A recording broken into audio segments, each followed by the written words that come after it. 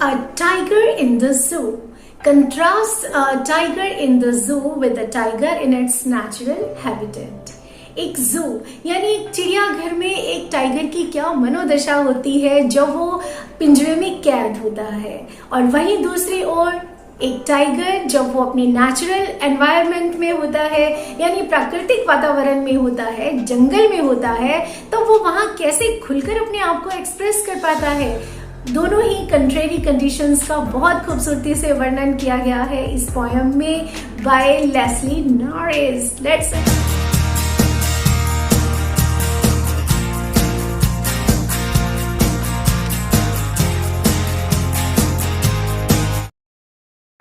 Hello students, welcome back all. A tiger in the zoo, first flight book की third poem. And children, ये एक contrast है, तुलना है दो अपोजिट कंडीशंस की। टाइगर जब वो अपने नेचुरल हैबिटेट में होता है, और दूसरी तरफ वो कंडीशन जिसमें वो जू यानी चिड़ियाघर में है और पिंजरे में बंद है। अब बच्चों, पहले तो आप इमेजिन करो कि अगर आप लोगों को कुछ दिनों के लिए घर में बंद करके रख दिया जाए, बाहर आने जाने का बिल्कुल बंद कर दिया जाए आपका। अभी जैसे पिछले दिनों हुआ हमारे साथ, हम लोग लॉकडाउन में थे, अपने ही घरों में थे। क्या आप लोग खुश थे? हमारा कितना मन कर रहा था कि हम लोग बाहर जाएं, घूमें फिरें, जो हमारे मन में आए वो सब करें। लेकिन चलिए, वो एक अलग कंडीशन थी और हमें पता था कि ये सब कुछ दिनों के लिए हो रहा है, राइट। लेकिन उस टाइगर को क्या, उसको ये भी नहीं पता कि वो कभी फ्री हो भी पाएगा कि नहीं, है ना। अब इसलिए यहाँ पे उसकी कंडीशन बहुत मिजरेबल है, बहुत मतलब वो अपने आप को जाहिर नहीं कर पा रहा वो जिस तरीके का है, फेरोशियस, करेजियस। टाइगर तो ऐसा ही होता है ना। लेकिन अब यहाँ पे देखो वो कैसे बंधा हुआ है। अगर वो पिंजरे में है, कैद है, तो उसको गुस्सा पता है कितना आ रहा है, लेकिन वो अपने गुस्से को दबा के बैठा है, इसलिए वो चुपचाप है। और चुपचाप वो पिंजरे में इधर से उधर अपने चक्कर काट रहा है, और उसको कुछ फ़र्क नहीं पड़ रहा। वो बहुत फंसा हुआ है उस सिचुएशन में। चलिए, word to word and line to line हम एक्सप्लेन करते हैं और देखते हैं टाइगर की डिफरेंट कंडीशंस क्या हैं। अब चिल्ड्रन, फर्स्ट स्टैंजा में वेरी फर्स्ट वर्ड यहाँ पे है ही। अब ये जो ही वर्ड यहाँ पे आया है, ये टाइगर के लिए ही यूज़ हुआ है।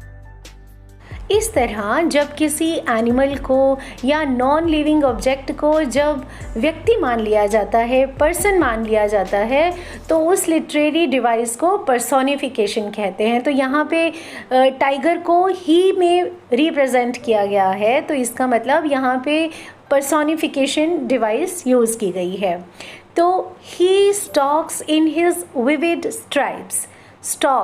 स्टॉक्स का मतलब साइलेंटली, क्वाइटली वॉक करना, घूमना। एंड विविड का मतलब यहाँ पे कलरफुल। एंड स्ट्राइप्स होती हैं पट्टियाँ, जो आपने देखा होगा टाइगर की बॉडी जो स्पेशल उसकी जो पहचान है, उसके ऊपर शानदार ब्राइट चमकीली पट्टियाँ होती हैं, राइट। तो विविड स्ट्राइप्स यानी चमकीली पट्टियाँ। He stalks in his vivid stripes। अब यहाँ पे इस पैराग्राफ में टाइगर का जो फिज़िकल अपीयरेंस है उसको भी डिस्क्राइब किया है कि टाइगर दिखने में किस तरीके का होता है। Just see in the picture, he stalks in his vivid stripes the few steps of his cage। कि वह अपने शानदार जो धारीदार उसकी बॉडी है, ब्राइट चमकीली जो बॉडी है, उसमें वो इधर उधर पिंजरे में कुछ स्टेप लेता है। अब क्योंकि पिंजरे में है, पिंजरा बहुत छोटा है, वो खुलकर इधर उधर आ जा नहीं पा रहा। On pads of velvet quite. Pads क्या, यहाँ पे उसके पॉज, उसके पंजे हैं। ठीक है, और वो वेलवेट हैं, वेलवेटी हैं, यानी मखमली से हैं। आपने देखा है जो कैट होती है, जो कैट एनिमल्स होते हैं ना, कैट फैमिली के एनिमल्स, उनके जो पाज होते हैं वो बहुत ज़्यादा सॉफ्ट होते हैं। तो यहाँ पे जो टाइगर के भी जो पाज हैं वो बहुत ज़्यादा मखमली हैं, और जब वो चल रहा है तो उसके चलने की बिल्कुल आवाज़ नहीं हो रही, यानी वो बड़े क्वाइटली चल रहा है। इन हिज क्वाइट रेज, अब रेज का मतलब यहाँ पे गुस्सा। अब क्वाइट रेज, देखो चिल्ड्रन, दोनों कंट्रेरी, क्वाइट का मतलब शांत और गुस्सा, है ना। तो इन हिज क्वाइट रेज यानी टाइगर चुपचाप है, गुस्से में है, और वो पिंजरे में इधर से उधर चल रहा है।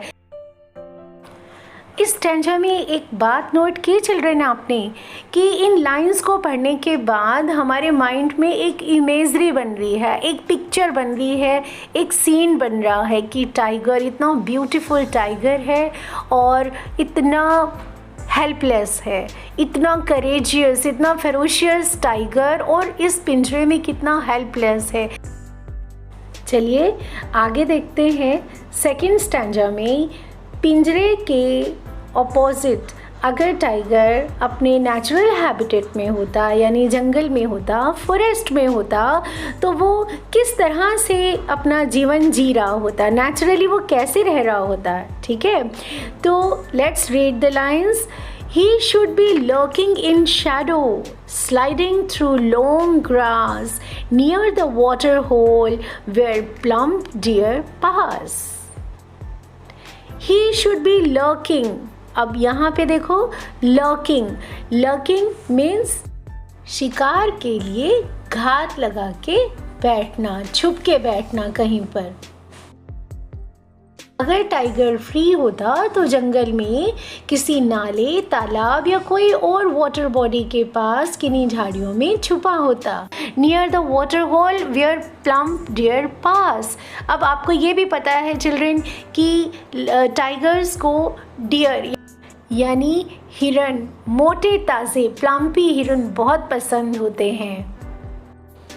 मीन्स ये कि अगर टाइगर फ्री होता तो जंगल में किसी नाले, तालाब या फिर किसी वाटर बॉडी के पास किन्हीं झाड़ियों में छुपा होता और अपने किसी मोटे ताज़े हिरन का शिकार कर इंतज़ार कर रहा होता।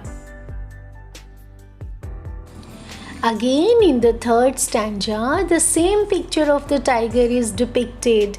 यानी अगर टाइगर फ्री होता तो अपने नेचुरल हैबिटेट में वो किस तरह से बिहेव करता, वही चीज़ थर्ड स्टैंजा में भी पोएट ने हमें बताई है कि अगर टाइगर फ्री होता तो जंगल में, फॉरेस्ट में वो कैसे रहता। He should be snarling around houses at the jungle's edge. Snarling means एक ऐसी आवाज़ चिल्ड्रन जो एनिमल्स एक अलग से साउंड करते हैं, अपनी आवाज़ निकालते हैं, उसे at the jungle's edge means किनारा। अगर टाइगर फ्री होता तो वो जंगल के आसपास यानी जंगल के किनारे पे बने घरों के आसपास स्नॉलिंग कर रहा होता। Bearing his white fangs, his claws terrorizing the village. Bearing means uncovered and white fangs. Children आपने देखा है जितने भी कैट फैमिली के एनिमल्स हैं उनके वाइट कलर के बड़े तीखे दांत होते हैं फ्रंट के।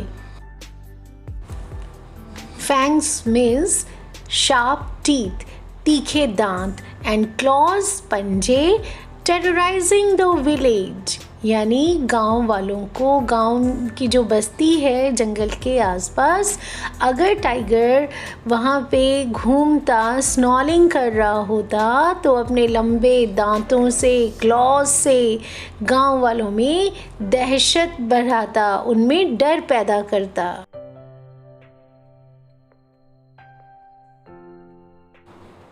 But He is locked in a concrete cell, his strength behind bars, stalking the length of his cage, ignoring visitors.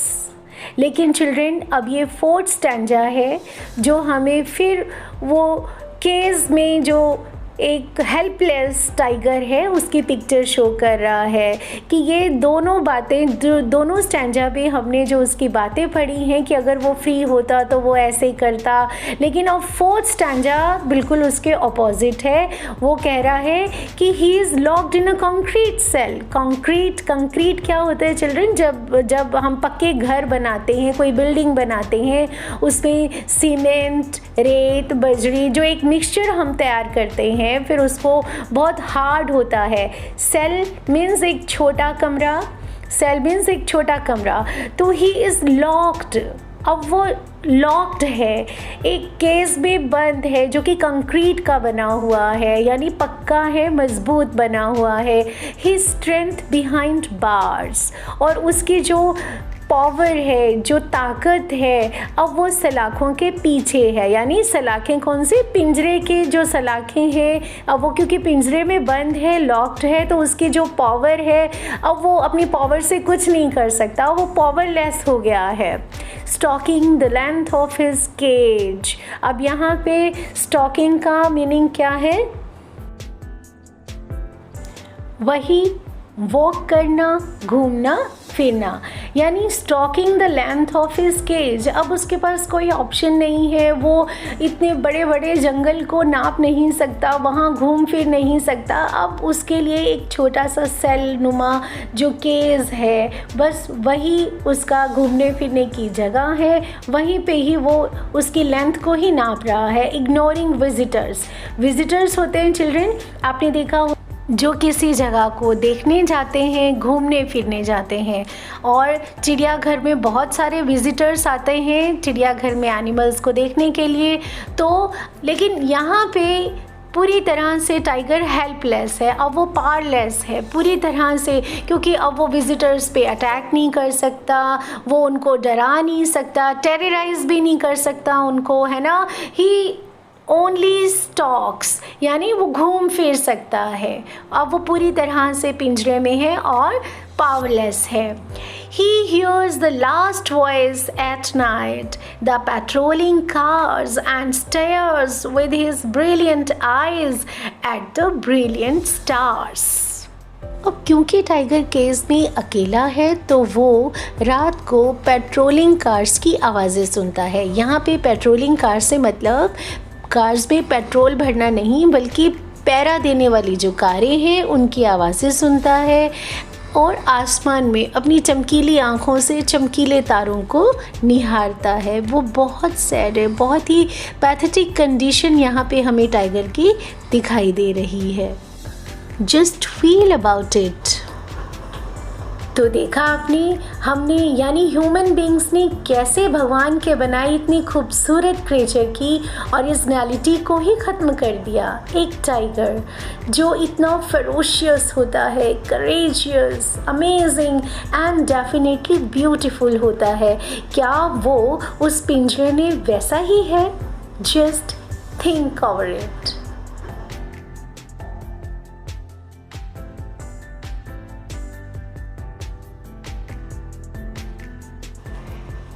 Children, Leslie Norris की ये पोएम जितना ब्यूटीफुली लिखी गई है उतना ही ब्यूटीफुली मैसेज भी स्प्रेड करती है, यानी be kind towards all the animals, be kind towards all the human beings.